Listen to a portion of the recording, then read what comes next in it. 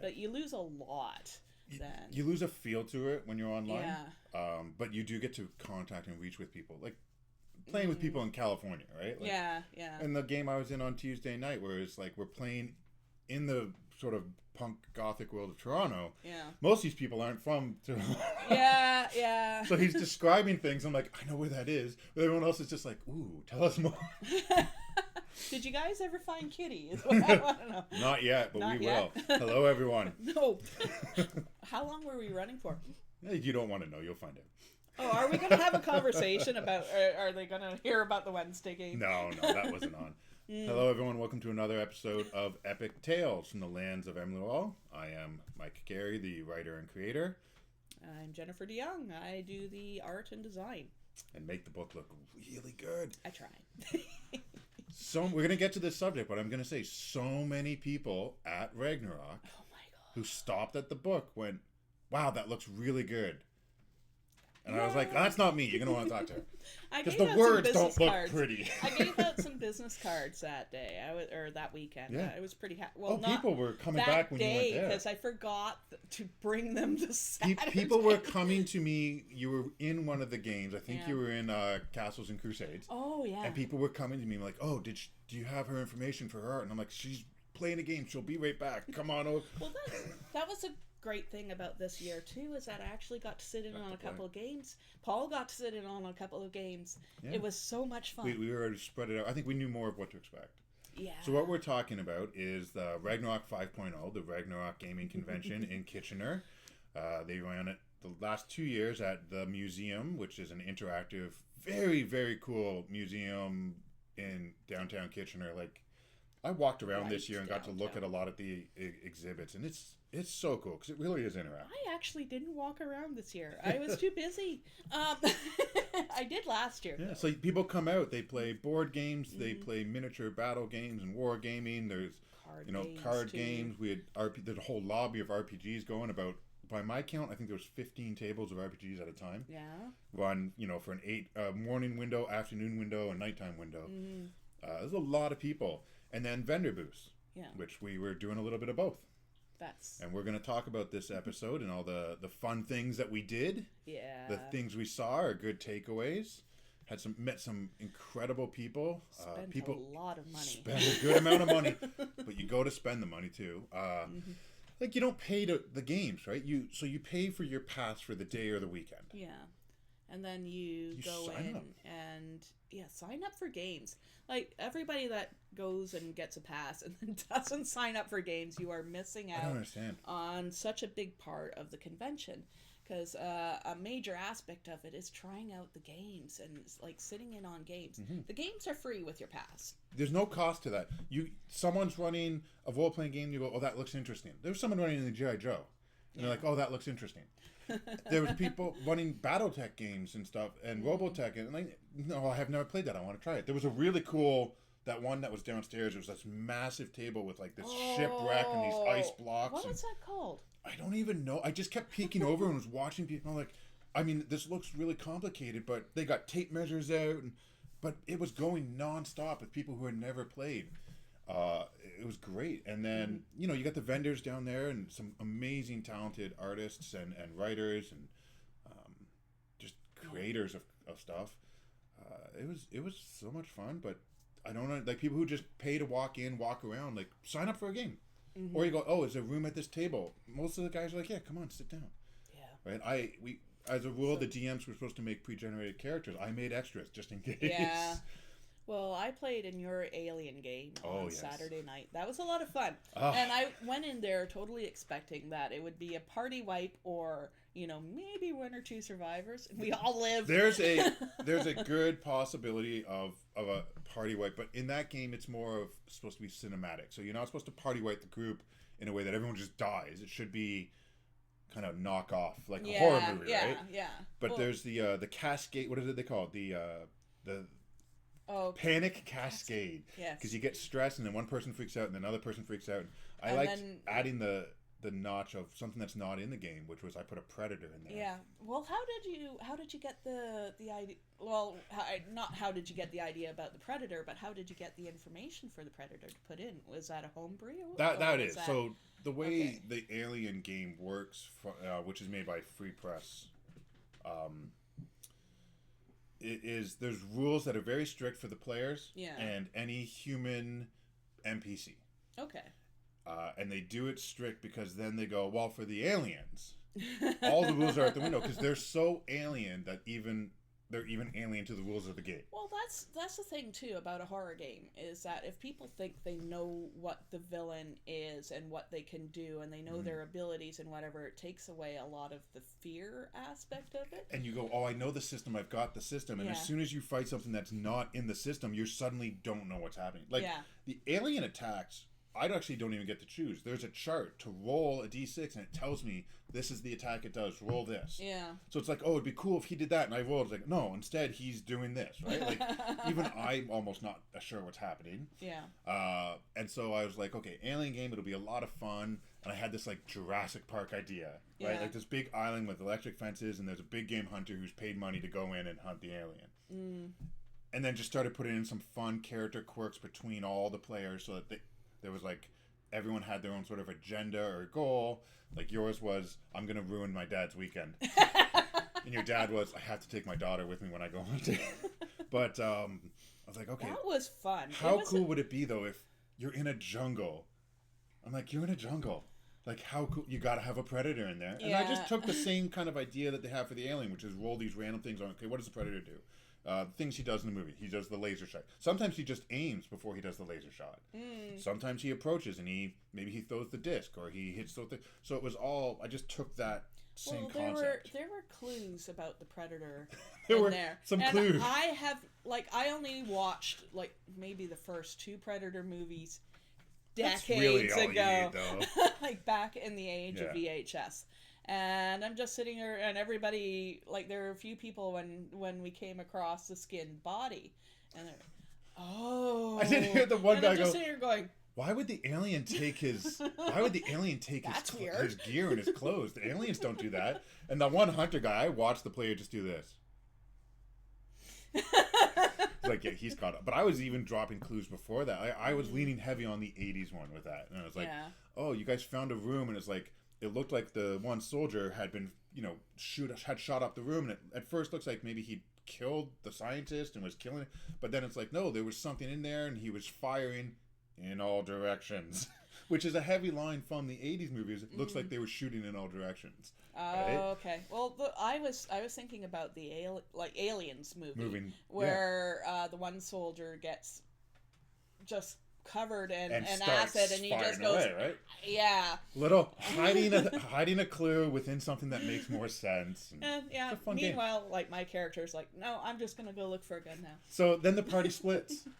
They split the party because that's what you do. You have to in a horror movie. And I was like, how do I want to do this? Okay, you know what? The guy who's hunting the alien, he's not gonna get to see it. He's gonna run into the predator, but I want you guys to see the alien first. So he's like, oh, I'm safe because I know the alien's not out here. And then the predator shows up. Yeah. And I had a thought too. I'm like, they might not. I didn't think you guys would live. The way the system works, as you start panicking, it more falls into favor of the storyteller and then not to like wipe the group, but in favor to kind of bad direct things it. Happen. Yeah. I like that everyone escaped, but I did have a plan if everyone escaped. Which was you got on the ship and you flew off and like, oh, we're safe. You go to sleep and one of you gets face huggered in the sleeping pod, and then I just let the game go. So no, shit's not going well for us. Well, that's how the movies end all the time. That's how it ends. Too. It was a fun game. I did that one for fun. I had the 2 Emily Royale D&D games going. 2 for work, 1 for fun, but in fact all 3 for fun for me.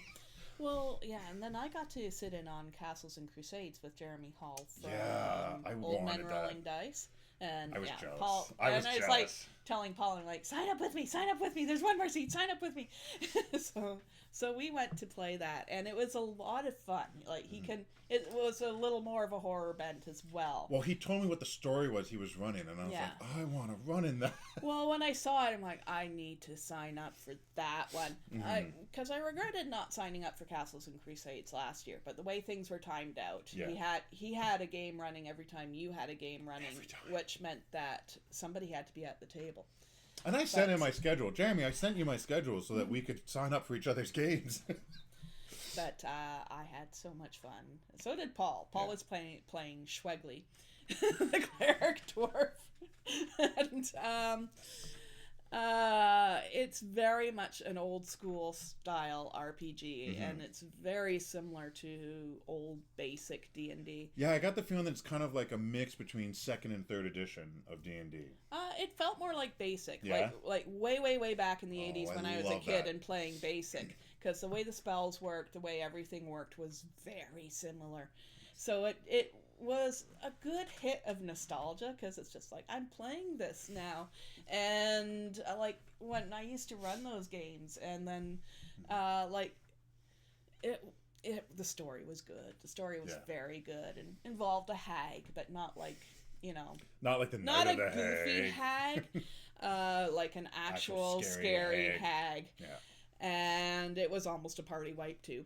I think I want to say there's almost like a defense with hags and other such like scary creatures is to even the players of the DM to introduce a bit of goofiness, because it's like I need a little bit of comedy to defend me from how scary this is. I like a terrifying hag, to be absolutely honest, because I grew Hags up are terrifying with like fairy tales, but not the cleaned up fairy tales, the terrifying ones. Not the Disney fairy tales, but the grim ones. No, the terrifying ones of Jenny Greenteeth and Black Annis and all of these characters, and even like playing Baldur's Gate where you have Auntie Ethel. Auntie Ethel is terrifying.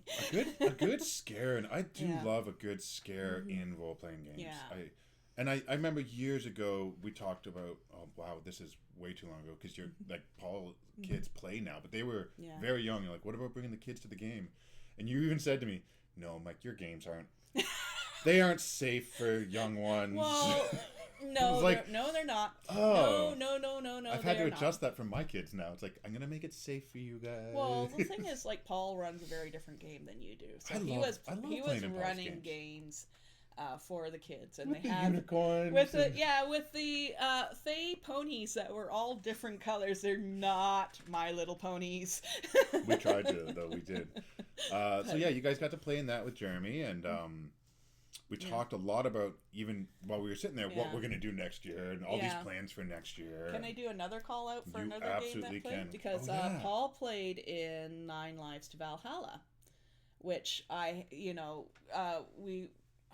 forget his name, who came to our table and was pushing it because he didn't have anybody signing up. And I was saying to Paul, I'm like, you should sign up for that. That sounds really cool. Steven. Okay. Because we signed the book for him. Yes. So Steven. And so that night when we went home, Paul signed up for 9 Lives to Valhalla for Sunday afternoon. I am too. He loved it. He's still talking about it. Basically, we want to buy the game, so if anybody knows where we can go to buy the game, I'm sure it's online. Awesome. It's probably online somewhere. Yeah. I mean, that is the beauty of it, is it's not just D&D, and there's so many unique games, unique systems. Speaking of wanting to buy a game, up this time they did it a little different with the tables. They had the vendor tables downstairs, and then just outside the RPG lobby on the second floor was us, and it was the designers and developers. So it was people who had designed and developed the games. So there was us and BS Games with Sonoda again. And then there was Andrew from Fate of the Norns, Ragnarok. Pendelhaven Press. Pendelhaven Press. Wow. I mean, I'm going to say, at first I was... We had a lot of inferiority complex going on sitting next to him. That first day, I was just sitting there like, oh my gosh, he has done what we wanted to do, but in such a successful way. This is all he does now. This is his job. And I think I said to you, I feel a little inadequate. But then I talked to him, and we talked anytime there wasn't customers there and there were no games going on. We talked the whole time about our games. Like, he's asking me about mine, I'm asking him about his, and I really kept looking at his books going, oh, I want to buy this, I want to buy this. Did you buy it? I did. I got it down here. I got some of the things I bought. His story, though, of how this became a success is amazing to me, and it made me feel not so inadequate. Look at that. Look at that. Hardcover, a nice 600 matte and something pages. UV varnish on the front. And, like, I want to open it up to a well, I'm just opening it up to charts at the moment. I was So trying to many open it up charts, so to much work. a graphics heavy page, but yeah, like that's fitting to the theme of the Vikings. And so in speaking with him, and he talked about how this came to be and the story of it. You know, pretty much 12 years of nothing, and then it blew up. Yeah. Or 20 years of nothing, and then it blew up, and then he's done it for, I mean, this is 30 something years for him work. Yeah. And I went, okay, that gives me a goal. I'm coming to be just like that. Well, there's a table stacked up of game books, so another game books. table stacked up of reference. So all of his reference made into coffee table books. Yeah. Graphic novels. Graphic novels of people who had played the game and then wrote a novel in that world that he'd made. He's got books he's working with Ed Greenwood to make. And I went, he said that, dropped that name so casually. I was like, pardon? Mm-hmm. Pardon? Like, next thing you tell me you had a Gygax in there. Then he had the rune chips. That was so and cool. also tarot cards, and he had so many fantastic things. Game props, and that they were each, those props were also for the game, but could also be used outside the game. Yeah. The uniqueness of the rune chips instead of dice. It's a beautiful system. I do recommend. I'll plug it. I mean, go to Fate of the Norns, Ragnarok. Check it out because it is probably one of the most unique game systems I've seen. You know, you're playing as Vikings, but you're playing in Ragnarok, so it's too late. The world's already ending. I heard him say this many times. You're playing, you know, at the peak of Viking age, but it's too late. The world is already ending. You can't do anything about it. So you're just playing through the Ragnarok. And I was like, I want to play this game. I'm glad you picked that up.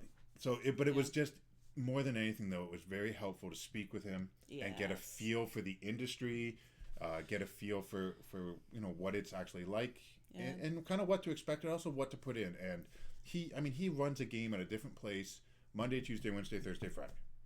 Yep. Saturday, Sunday's home with his kids. Otherwise, he is running a game Saturday, and he talked about wanting to open up his own gaming cafe in St. Thomas to do it there. And I was like, oh. Right? So I will plug it to that. And then I do want to give a shout out to another one. I want to give a shout out to the Scene on Screen podcast guys. Yes. Right? Sean and David and Tony, who, you know, amazing people. They stopped by the table several times to talk to us. They were covering the entire show all weekend. I was on previously with them to talk about Ragnarok and Emily. They had BS Games on there to talk about. Like they were doing a great thing with the vendors of trying to talk to them, the developers, before. And then they played in they played in my game, and that was fun. They warned me. They said, "You don't know what it's like to play with us." And then I kind of watched listened to one of their podcasts where they played D&D, and I went, "No, that sounds like my group. We're good." And so we had 5 people in the Saturday afternoon game, those 3 guys, and then 2 other people, and they were great sports with the game. Everyone got along so well. Yeah. And it was just a 2-hour one-shot, which I found worked better than trying to do a 3-4-hour one-shots over the weekend. And then they were filming it during the game. Yeah. At one point, Sean took his phone and he had it over the DM screen. And I was like, "What are you doing?" He said, "Oh, I'm streaming." And then tried to call me out for cheating. But they were doing it live. You? No, I picked up the dice so he could see it. But they were doing it live, and so there was a tabletop cafe that saw it, and they're like, "Oh, we got to get them to come and play out there." And I'm like, "Oh, wow!" That like the amount of people that I met in the industry that want to run this game, people who bought a book, but then took a lot of our postcards because he was going to. Oh, Steve, I think, was going to the Ottawa convention the next weekend. Yes.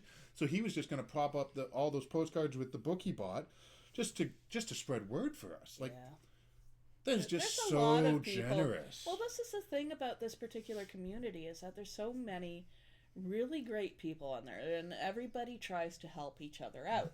Everybody. You get pointers, you get people spreading the word. Well, and then there's not a competition with other developers. Exactly. Co-creative. Well, it's everybody. It's the same as just role-playing games in general. I find it's a whole lot of people contributing to something that they want to build together and create together and spread out. Yeah. And did you go downstairs? Alex downstairs. I bought one of his books. Did you buy one of his books? I did. It's Adam. Adam downstairs. Adam Dries. Yes. Yes. Dries. Like Grease, sorry. but with a D, he said gosh. to me. Is that the same one I bought? It is the same one I bought. Did you have a flip through? I have more than flipped through it. I've started using it. Oh, really? I have it signed. So did he told me some great stories about he started as a novelist and then went into creating magic items and then adventures, and it's slowly building all of that into a world. This particular book, it's not just magic items. It's like little story hooks as well. Every one of them is a good hook. Yeah, and if you flip to the back, there's a whole section of story plots.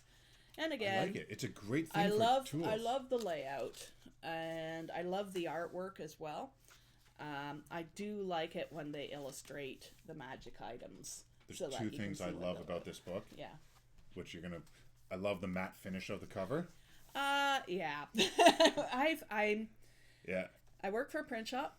My issue with matte finish is that it does get marked up really. It looks nice. You gotta take care of it. Beautiful. It gets marked up really easily. I also love he was telling a story about why he started creating magic items, and we talked a lot about the creative writing process and his tale of having 8 or 9 nearly finished products that he just kept walking away from. Yeah. So he started doing this, which then gave him the tools to continue. Like, amazing writer, really nice guy, but again, really friendly, because here we are both creating a world to play D&D in, and not sitting there going, well, I don't buy his stuff because it was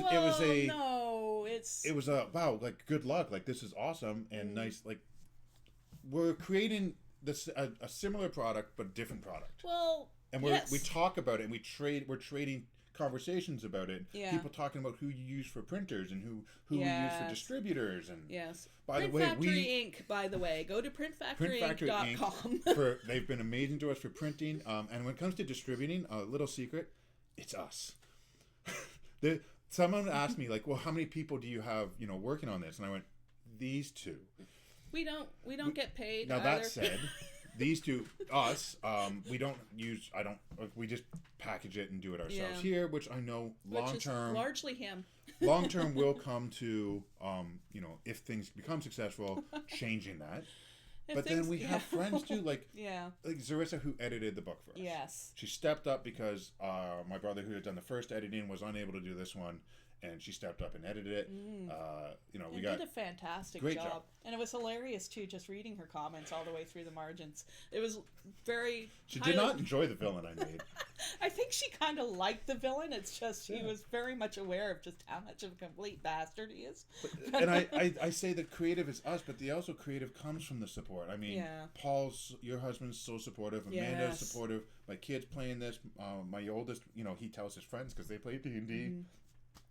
Friends that make shirts, window decals, and car decals that were made for us by friends, and then support like Dave, our top tier supporter here from Testimonies, Dave Batiste. Oh, he was our top on Kickstarter. Yeah, he was amazing. He sells our book in his store, Tista Minis. Go there and buy stuff from him because he has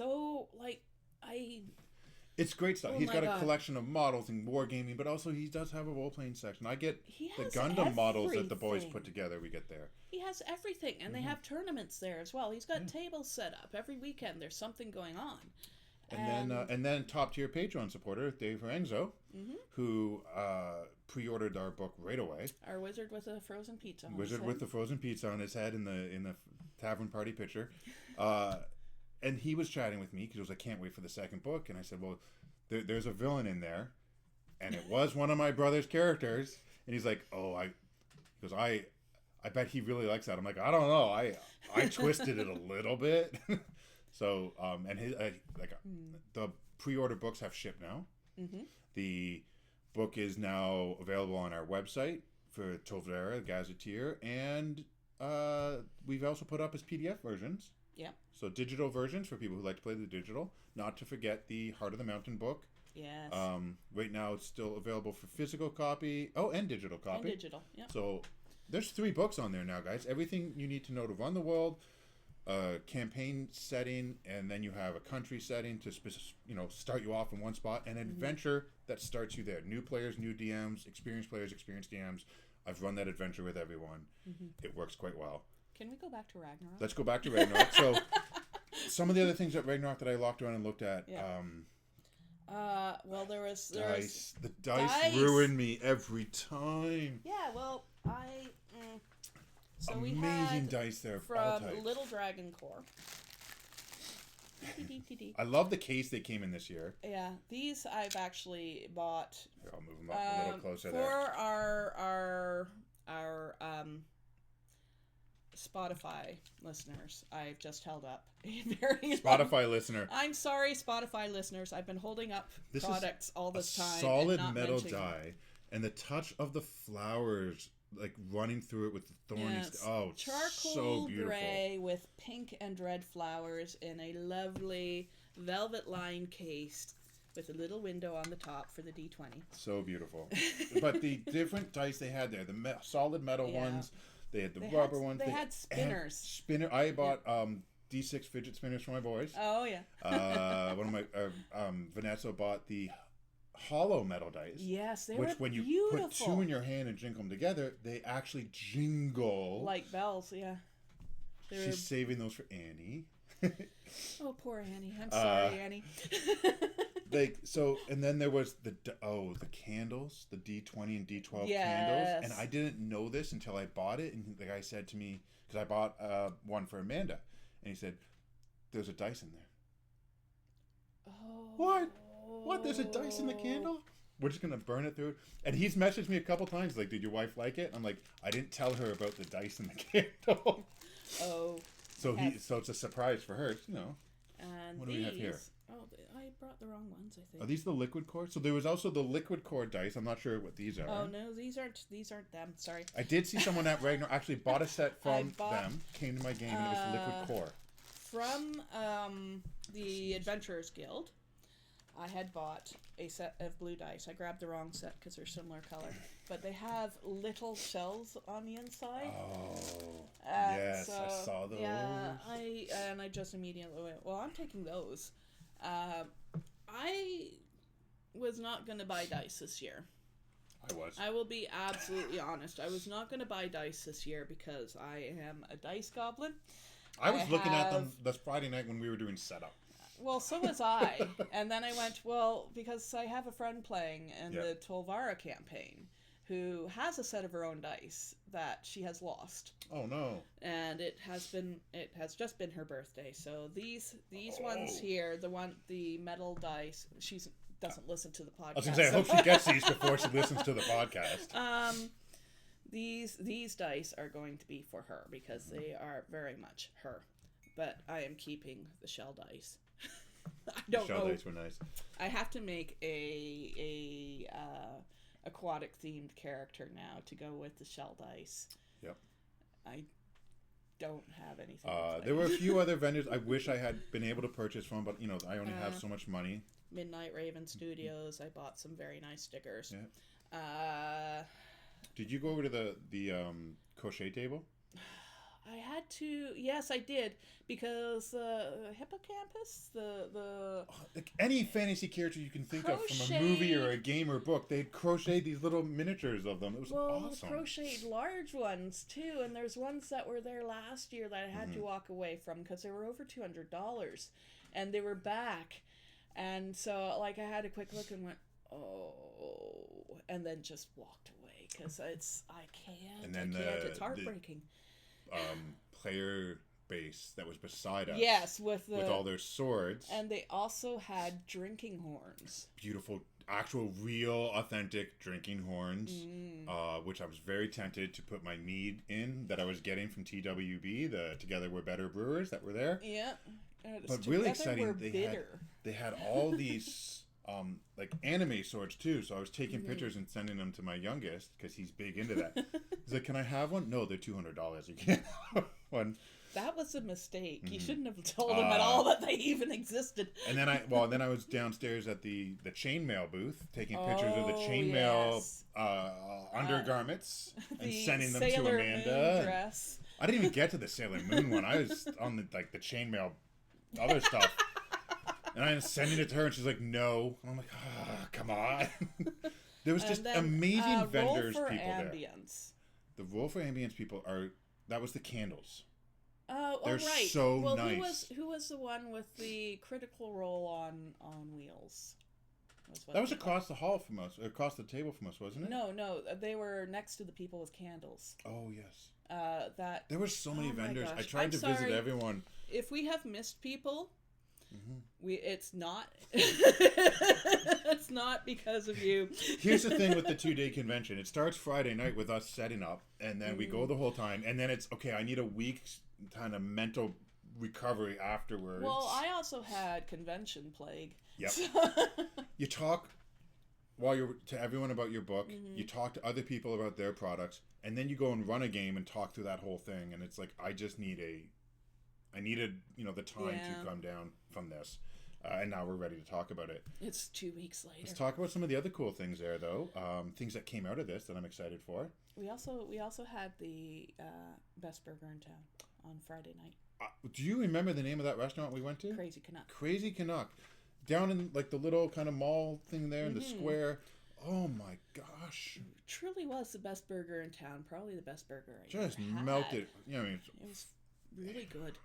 I don't know what to say. It was delicious. If I start talking about food, I'm going to drool. And then you stayed at the Walper Hotel across the street. It was just my car was having issues, and I didn't want to risk driving back and forth. And it was late nights and early mornings. It worked out quite well because I could see from where I was. It's a nice hotel. Beautiful hotel. Yeah. Very beautiful hotel. Maybe next year I'll just try to find a Airbnb that's a little less. Great pricing though. There was great pricing. Yeah, and there were a lot of nice coffee shops and restaurants all over the streets. Oh, there's no shortage of finding food and drink right outside the door. You didn't have to travel. Just walk outside the door. You didn't have to travel. Just walk outside. There was a place I went to get some chicken fingers, but they had a hamburger or cheeseburger, and every patty was an additional $1.50 with cheese, with no limit. So you could have double, triple, 10 patties, however much money you wanted to spend on a burger. I mean, they were thin patties, but they looked quite good. Smothered cheese on it. I'm staring at this going, and I got the chicken fingers. How do you even eat that, though? I mean, this is a college area and university area, so these are young people who are ambitious with food. I looked at it, and my stomach went, don't you dare do that to me. It was so much fun. I can't wait to go back. Mm-hmm. And like I said, some good things came out of this. So out of this, we've got more games coming. Yeah, I have a list of things you told me that we need to have done for next year. Oh, yeah. So on top of the project work, I then jumped in to play on Jeremy Hall's Vampire the Masquerade Blood in the Six. Yeah. That he does on Twitch on Old Men Rolling Dice. He's coming out to play a couple games at your house of Tolis. Hopefully, yeah. There was talk with Pete from who was running this from TWB about running games me running Emily Raw once a month in the fall at his brewery. Okay. Invite to run a few games, Theater of the Mind on the Scene on Screen podcast. Oh, really? Do 4-part. Like a 4-episode, hour and a half episodes with them to continue running a bit of Emily Raw with them because they really enjoyed it. So we're going to work on that. Like I say, invite to the one gaming cafe in Guelph. I might try to shoot out there and try a game. Just finding time in the summer to do that. But so a lot of things come from that. And then we went, wow, I've got project ideas. Yeah. Here we go. 72 card tarot deck with written rules. So, 2 things inspired this. One, Andrew beside us having a beautiful tarot deck art designed for his game with the art you were just showing. Yeah. Which, some people couldn't see because they listened to, but absolutely beautiful Sorry, art. guys. Shout out to Spotify listeners. I'm not trying to cut you out. I said, Jen can do the art for these because her art is great and it will match the art in the books. And let's not just do a tarot deck for the fun of it, but let's find a way to mechanically work it into the Veil Piercer player class that we put in the Emerald book. And I've sent you a couple notes on, here's some thoughts, because I wanted to actually have a tangible mechanical feeling for that game. That class, it could use with a little bit, admittedly as a creator, it could use with a little bit of a boost. Yeah. So some tangible, like I can flip so many. My idea is something like I could flip 1 or 2 cards, or maybe a card per proficiency bonus a day, and each card gives me a certain ability that I can use once that day. Okay. Little things like that. And then you're like, well, I have to do the art. I'm like, yes, you would have to do the art. That's a lot of illustrations, guys. We made a deal. Jen wants the Terra's Ghoul Gazetteer to Did we make a deal? ready for next Ragnarok. Oh, no. Which is Gazetteer 2, the Orklands Terra's Ghoul. Guess who has to do the illustrations for that? And you said, if you can have this for me, then I can do the tarot cards on a deal. I think we're paraphrasing a lot as to what happened. I think ideally what I would like is to have the next Gazetteer, if not at print for Ragnarok, at the printers for Ragnarok. I think we should have it for But I would Ragnarok. love to have it there. And perhaps maybe we have the tarot cards going, but rolling. I think that'll be something we're going to roll on a crowdfunder. Yeah, I think we'll have to Kickstarter those. Well, but if we can have Terra's Ghoul for... Terra's Ghoul there would be great. If we can do like a Gazetteer for every Ragnarok. That's ambitious. Well, seeing as how apparently I made a deal to do 14 tarot years. cards. It's something though, but it's something I do want to aim for, so we are going to aim to do that. Okay. But the bigger projects like that, we may have to crowdfund, but at least we something to look for. We're going to play test. Anybody who's listened to the second episode of the podcast knows the level of stress that doing a Kickstarter can be. But I think now that we know where we went wrong, if I can avoid it, I will. But something like that project would also be just it's a good thing to do. I'll have to write it. You'll do the art, and then I got to play test it. So now I think I need to make a Veil Piercer and play test it. We did a Ragnarok one-shot at the convention. It's a 2-hour one-shot. So you've got the one-shot. You did 2 different one-shots, so correct? No, same one-shot. Same one? Okay, so then we've got the one that you did last year as well. The one we did last year, which ran about 4 hours. The one this year, which is a 2-hour one-shot. Pre-made characters. We'll need to put those together. Yeah. Into a published book so other people can play them too. So anybody that's played those one-shots and you want to run that, it's coming. It is coming. We're going to make it. I mean, I do up these one-shots, but there's a lot of mostly point-form notes for me, so I can just run off of it. But if we're going to put it out for people to use, I need to take my mental notes and write them down in there. Yeah. We've got also coming up is a 2-part Fading Church. I think next year at Ragnarok, it would be cool to do 2 one-shots that are connected, standalone, but interconnected, so that if you played 1 or 2, like part 1 or part 2, you still really enjoyed it, you're connected, you feel good. But if you played both, you go, oh, I recognize that little bit. Yeah. And I think it'd be neat, too, to have 2 DMs. So 1 DM running part 1, 1 DM running part 2. Yep. One Saturday, 1 Sunday. Yeah. I think that'd be a lot of fun. It's again, another project for us to work on for next year, but incredibly doable. Yeah. We also have Paul's pitch.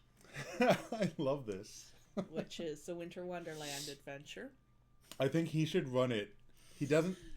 Paul, you're a great DM, so I really think you should run this at Ragnarok next year. I am excited. I am so excited. And no one else the way he was talking about the idea is like, this is going to be such a disaster for everybody involved and an incredibly entertaining one. If he wrote it, though, and gave it to us to run it, we wouldn't do it the justice. No, Paul, I need you to run that. Paul, you need to run your idea.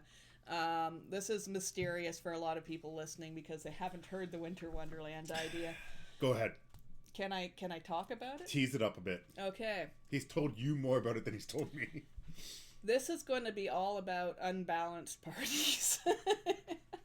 And it's essentially a teleportation accident that sends a group of wizarding students into the wild north, who now must make their way to a safe harbor to escape.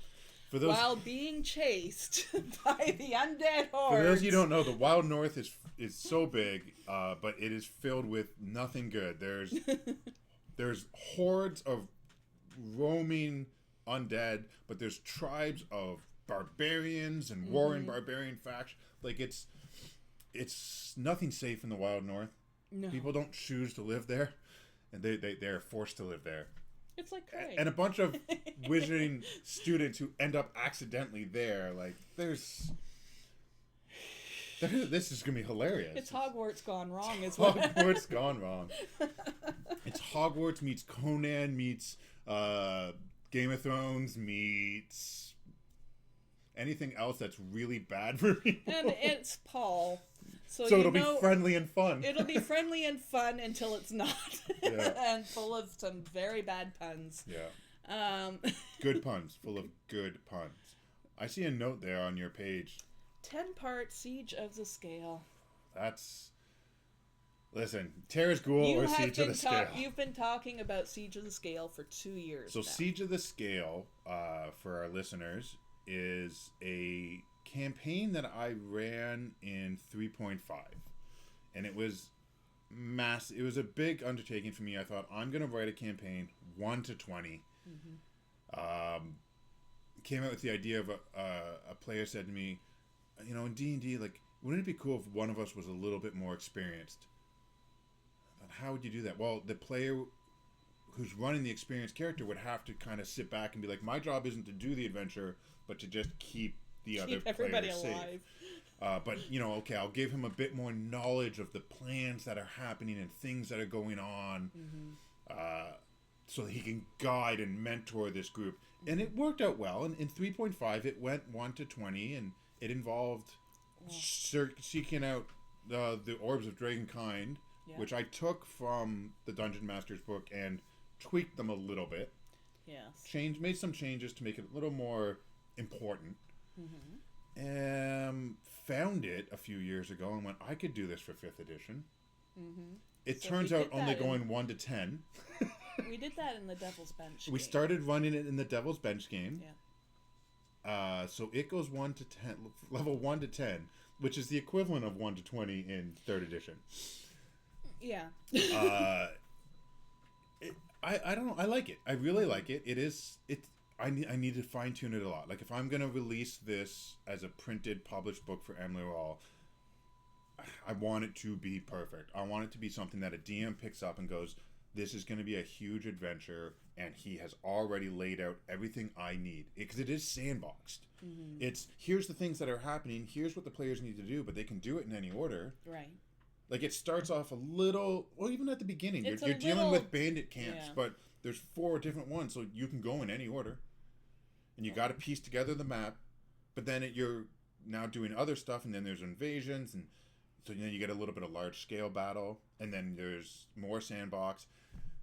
But I want a DM to go, everything I need to run this is here. All the materials I need, all the what-ifs, and the if the players do this are here. Which means you need to be working on it. I do have the note optional beside it. It is optional. So you don't necessarily have to have that ready for next Ragnarok. The idea of having that ready for Ragnarok is a little daunting. Well, now you know how I feel about the full tarot card deck with written rules. Part of Siege of the Scale is that it comes also with the follow-up that I never got to run in 3.5, which was supposed to be a level 20 to 40 adventure, called Revelations. So I threw one together to run in my 5th edition to kind of see how it would work. Well, it could go 10 to 20. It would be 10 to 20. So that could be for the Ragnarok after. Yeah. As I said, I've been told I run dark games. You've told me I run dark games. That might be one of the... I mean, I'm currently running a campaign that's based on Lovecraft, and it is not nearly as dark as Siege of the Scale and Revelations. You've not seen my Tolus game.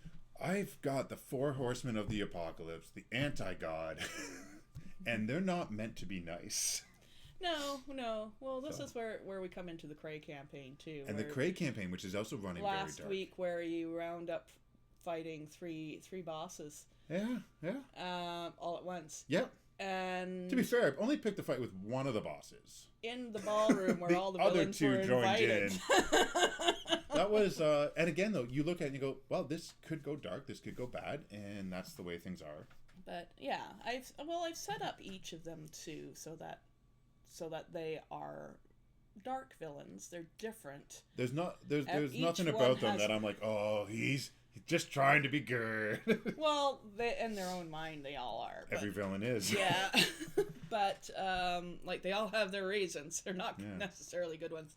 So dark campaigns are my favorite. I have that, and I know that when I run one, it tends to go that way. So then when I'm running for younger people, or last year's Ragnarok one shot was more of a fantasy adventure style. This year, I was like, no, I'm going back to dark. Yeah. Things Better Left Behind was what it was called, and it's you're crypt diving, right? And one of my favorite things though about that was I ran the game. I had pre-made characters. I had minis ready. Yeah. Everyone's excited, and the game ends, and I go, okay. You get to take the character sheet and take the mini, and that's yours to go home with. I was talking to one of the players afterwards, and I said, so did you get your mini and your magic item? Oh, yes, I put it in my cabinet for display. I gave them random magic items that I'd printed on cards from the Emerald book, like powerful ones. But it was like, you know what, this is for fun, and I want you to walk away with something. So you get a character, a mini. I didn't paint them so that they can paint them however they want them. Well, I printed those. And you did print them. I was very proud of those.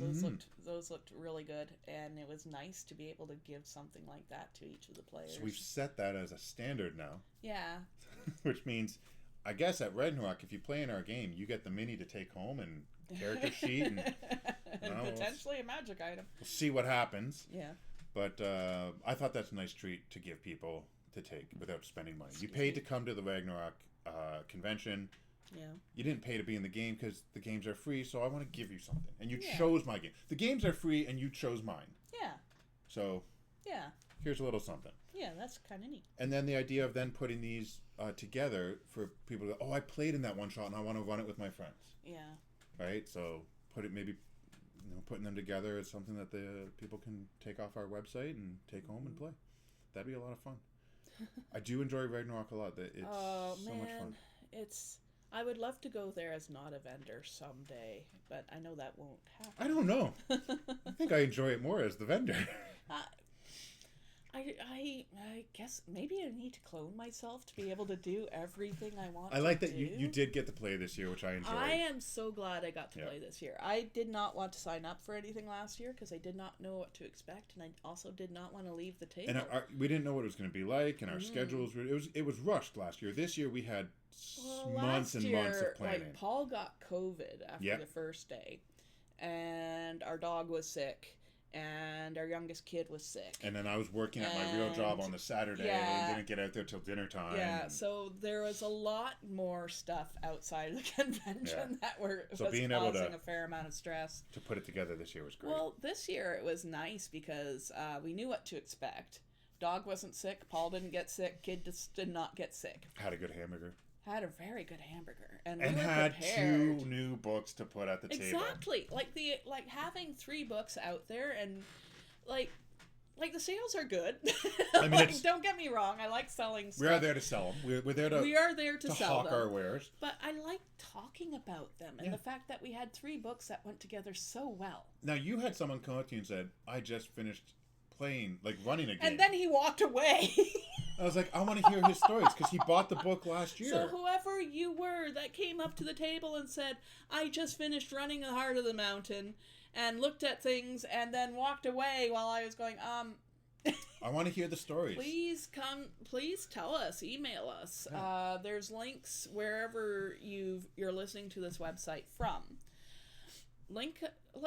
Tell us how your game went. I'd love to hear them. I'm running Heart of the Mountain right now. And so it's a good time watching absolutely brand new players navigate it because it's so much fun. and it gives them an idea of how to get into the game. Yes, exactly. Right? I think I might do a butchered quick version of Heart of the Mountain for the Scene on Screen guys. Oh yeah. We might skip chapter 3 because that's a little too big. Well, that on its own, like when we were playing it in your game, was several sessions. Yeah. And that's the sandbox chapter. Well, we had discussed it, Paul and I, because Paul's currently playing as Schwegley the Cleric again. Oh man. In the Tolvara campaign. So we were talking about it because about the Forever DM thing. And he had volunteered to take over once we get back to town so I can play and I can be Schwegley the Cleric. Jump in between them. It works. The co-op DM, one shared character, one shared story, and you bounce back and forth. Yeah. It's nice for the DMs, And it's kind of refreshing for the players who can see multiple ways of how the game can run. Yeah. But Heart of the Mountain is like I say, the sandbox chapter. It's the fallout, which is what it's called, of all the different things that are happening in town because of what the overall story thread is. Yeah. And how the players deal with it if they even choose to.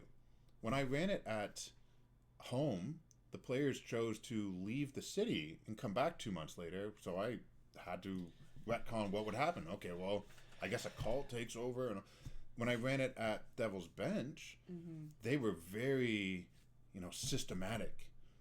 Like, we're going to deal with this threat and this. And I remember one of the players went, okay, guys, hold on.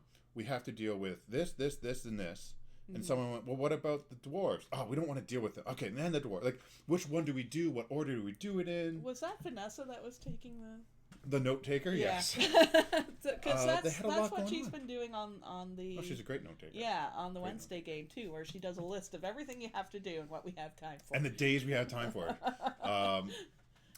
In my one home game, and Vanessa plays in it too, and she's the note taker, and I will be talking to a player and I'll say something and I see her look up from her notes and go back a couple pages and I see this look come at me and I'm just like, shh. I love that look of when you're not there, so shush. When people realize what's going on, it's just like that moment. It was like several months ago with the Wednesday game, when Banff had the realization of what was happening and how his people were involved, and it was just that sudden jaw drop. His people weren't involved. His people are the threat. And he's like, and then oh no. And he said it this week. He goes, "This is so bad." And I said, "Well, you brought them. She wouldn't have these guys as a villain if you hadn't brought them." And he goes, "I know." And he's got this grin. Jeff has this grin ear to ear. He's like, "I know." And I'm like, "Oh, you're a dangerous man." Well, this is the thing, is as a DM, I love backstories. Yeah. Backstory is a great thing. Offer your DM backstories and then regret it. You don't need much either. You don't need 3 pages. You need a couple. I'm from this place, and this is kind of a basis of what my life was like, and this is why I started adventuring. And if you can't make that, the shameless plug here, the heroic engine in Emlywall gives you roles, what city you're from, what country you're from, what your life was like before. It's just a great way to get new players who go, I don't know how to make characters, roll it up randomly and go, oh, there's a character there. And then they're going to go, wait, that gives me an idea. Can I do this? Can I do that? So I love the realization on players, the current campaign. One of the guys said to me a couple weeks ago, I don't really know what the overall arc of this story is, and we're up to level 5 or 6. And I went, yeah, because it's been little stories here and there. There is an overall theme, you just haven't caught it yet. And then at the last game, they're starting to notice that everywhere they've been, someone or something has etched a rune nearby, and it's the same rune everywhere of the yellow sign. And but one of the guys just noticed it, and that's so far. Now there's a hint of, oh, there's something more happening. Yeah. I won't say much because they do listen to this, so that's all you get from me. But there is something of value to go back to how we started down this path to a note taker. Now, I can't be a note taker. I have tried to be a note taker. The problem is I go full Travis Willingham, and my pen goes down, and I just hands on chin watch the game, even when it's not my turn, and I'm like watching other players and what they're doing. For me, it depends on who the character is, what the character is. If the character is a high intelligence character, I will be the note taker, because I enjoy the show. I enjoy the show too much. But as a low intelligence character, I do not take notes, because then it allows me to forget about things and not make the connections, and then just I had no idea that guy was behind. I thought I was clever once as a player. I was like, I'm gonna have a character that keeps a journal, but then I'm spending the whole time writing in the journal, looking up and writing in the journal. It's like, I prefer to sit down and enjoy the show. Watch it. If I'm a note taker, I will listen as I am writing and sketching. Because sometimes for me that's how I remember things is yep. I'll do drawings of what I hear going on at the time and how I picture it in my head. All right, let's get back to Ragnarok. Yes. I got some ways to end this episode with Ragnarok questions. How long have you been running? Yeah, almost an hour. So okay. First question is, what was your favorite part of Ragnarok? Anything can be said. I don't know. Well, it's essentially it always comes down to the people, like the people you talk to, the people you meet. Yeah, the community at large is amazing. Yeah. I love the mead. The mead was good. We did come home with souvenir mugs. Yeah. I did not bring mine because it's glass and breakable. Mine was sitting there, but I put it in the dishwasher. Oh. Okay. No. Yeah, it's definitely the people. But I would agree. Did like the games too, because this year I didn't take part in the games last year. This year I did, and I had so much fun doing it. I want to do it again. All right. What was your biggest takeaway from Ragnarok? My biggest takeaway, like in general. What did you walk out of there with? Going, I'm glad I. Just all the connections we made. It comes back to the people again. But it's just like being able to finally talk to DM Jeremy from Old Men Rolling Dice. Yeah. Because we have a lot of overlapping social circles and have never actually met. It's crazy.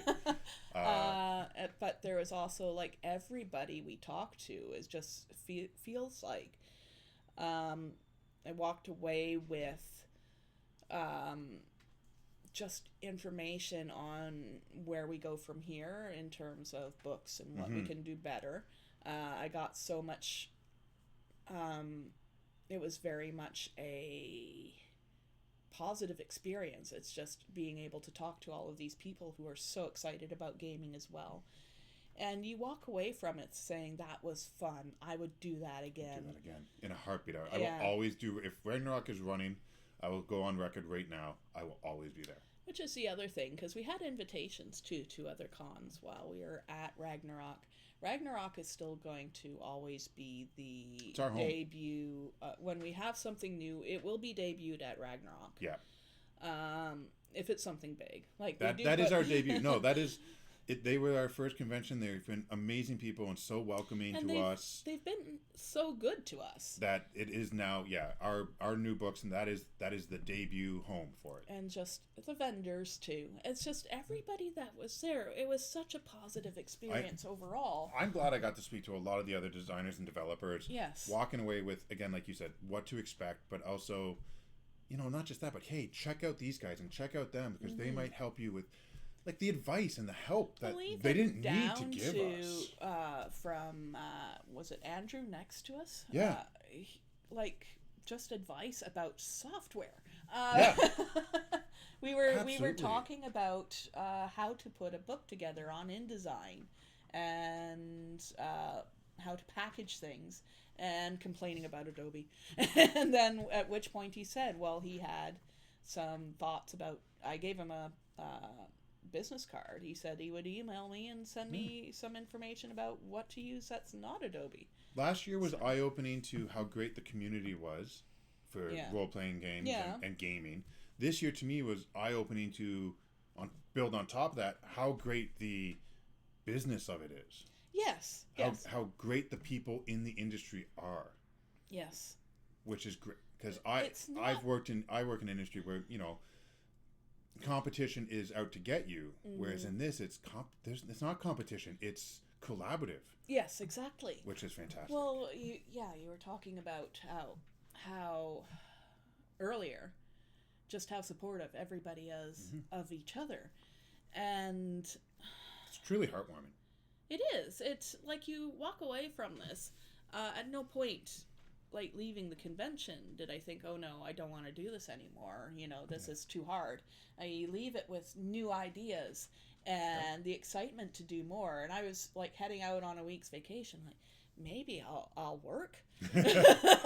And so on the note of leaving the convention, so last question, what's something that you wish you had done that you want to do next year? Oh. Play more games. Play more games. We'll find the time in the schedule for it. The way they break it down, there's pretty much morning, afternoon, evening. This is why I was saying I kind of want to not be a vendor someday, so you can this just is where play it's games can we all get day. someone to work the booth while you go to a game and I go to a game and I'm running a game and you go and play a game? Do we, Well, and Paul was good. Paul did do that for us, yeah, which allowed you to play a game while I was running a game. But the problem is that Paul constantly goes, "Well, I will run it the entire time and never play a game, so that you can go and play." And I don't want that. I want him to enjoy it too. Oh, but then you don't get to play in games. So this is the whole thing where I had convinced him, sign up for 9 Lives for Valhalla then. And he's like, I don't know. You need somebody out there. I don't right there. Go and play. In that window, go and play. And Mike's then he went and he played and he came back and his face was just glowing. He's like, I had the best time. We need to buy that game. Yeah. It's Viking Cats. It's Viking Cats and you have 9 lives. And you will die often. How do you just not have fun with that?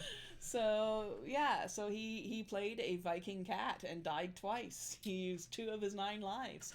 And there was one guy walking away who had used all 9. All 9 lives. And had gone to Valhalla. And we're sitting at the table and Paul's telling us about it. He says, and that guy went to Valhalla and he just turns and, yeah!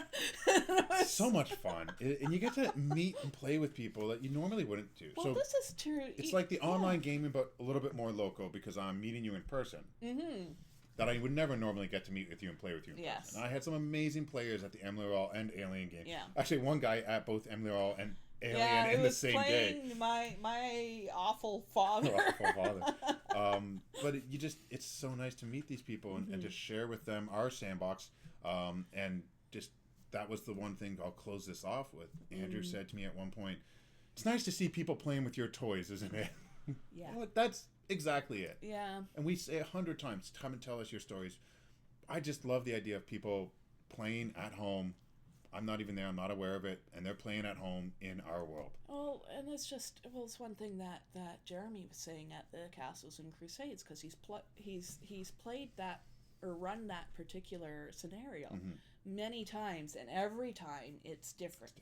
Every time there's something new that happens that didn't happen before. It's what the players bring to the table. It's collaborative storytelling. It's what I go with. So I'm very glad that we were able to have the time to go to Ragnarok, but also have the time to come back from it and think about it and kind of decompress. Process the amazing part of it. If we had done this episode the Monday after like we had talked, one, we would have been wiped out tired, but we would have just rambled more than normal. I was sick, too. And you were sick. I came back. But now we've got this episode where we can really talk about it, and I want people to come back out for it. They had record numbers this year, and we're going to break this record next year. Yeah. They are, as I said, they're our convention home. Yes. We love you guys out there. We love everyone in the community, and thank you all for such support. Don't forget, sign up for our Patreon, subscribe to our Patreon, go to the website. You can sign up for the website so you get notifications of all of our changes and things put on there. If you're wanting to listen to all of the podcasts too, the Patreon, the problem is that we were discussing earlier, is that it always posts up the most expensive subscription. But if you're just looking to listen to podcasts, it's like $5 a month. Yeah, and I have highlighted it. It does come up on our Patreon as creator's recommendation. Mm-hmm. So the one that's surrounded in black. That's all you need. I mean, the more the better. But I just want you to enjoy this. So sign up and catch all of our episodes free. Well, not free, but part of your subscription, but catch them when they release. And we are working to try to do them more rapidly for you. There are some times as we go into different parts of the year where our schedules don't allow for it. But we do want to bring these to you. We have one on YouTube right now with this one here. This is our Ragnarok one. I think yearly our Ragnarok episode is going to be free because we really want to talk about it just as it's happened. Well, it's also like we want to give a shout out to all the people who deserve that we talked to and saw and played with there. So yes, I mean, sign up on our website for notifications there. Follow us on Facebook and Instagram, World of Emerald, and please support us on Patreon. The more you support us, it helps us to create more content. All these different projects that we talk about. Yeah. We don't want them to be pipe dreams. We want them to be a reality. But the reality is there is a cost to it. And you get things back too for being a Patreon supporter. At certain tiers, you get discounts in the store. You get access, pre-release access to things, which we had of Tovera happen. So then you get shout-outs. We appreciate everyone for their support. We will be back again. And I think our next episode, what do you want to talk about next time? I haven't even thought about it. You're putting me on the spot. Let's break down the Veil Piercer player class. Oh, boy. People don't know what it is. We talk about it constantly. Let's break it down for everyone. You're going to have me have tarot cards here, aren't you? By next week. All right, guys, come in next week for our episode, and Jen will showcase the tarot cards she's made in 7 days, and we'll go from there. Thank you all again. Take care.